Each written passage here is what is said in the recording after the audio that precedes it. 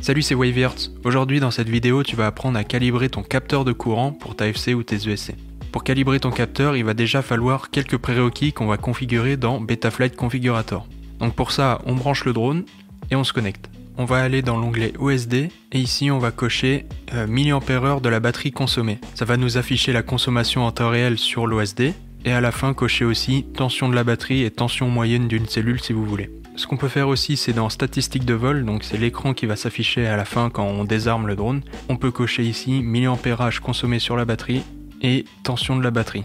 On n'oublie pas de sauvegarder et on va pouvoir faire un vol complet avec une batterie chargée à fond et on fait un vol jusqu'à ce qu'elle se décharge à 3.7 volts, 3.6 volts par cellule, ça voudra dire que c'est la fin de la batterie.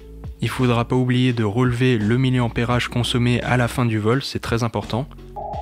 Donc à la fin de ce vol, on va pouvoir calculer la nouvelle échelle, et donc pour ça on va prendre l'échelle qui était en cours. Donc on fait connexion, on va dans l'onglet alimentation et batterie, et ici dans intensité, on va relever l'échelle ici. Pour moi c'est une échelle de 100, mais pour vous ça peut être totalement autre chose.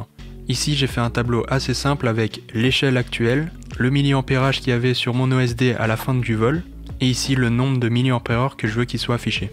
Avec ce tableau, on peut croire que ça se calcule en faisant un produit en croix, mais pas du tout. En fait, le calcul, c'est l'ancien mAh divisé par le nouveau et le tout multiplié par l'ancienne échelle.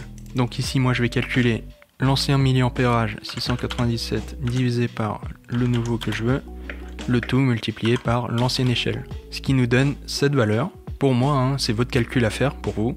Et donc ici, 154, moi je vais mettre 155 parce que c'est une valeur arrondie. Donc comme nouvelle échelle, moi je vais mettre 155. On n'oublie pas à la fin de faire sauvegarder. Et voilà, vous avez réussi à calibrer votre capteur de courant. C'était un petit tuto rapide, mais je trouve que c'est un tuto assez important, surtout pour les débutants, pour ne pas fusiller ses batteries dès les premiers vols, surtout quand on est débutant. Sur ce, moi je vous dis à une prochaine vidéo, ciao.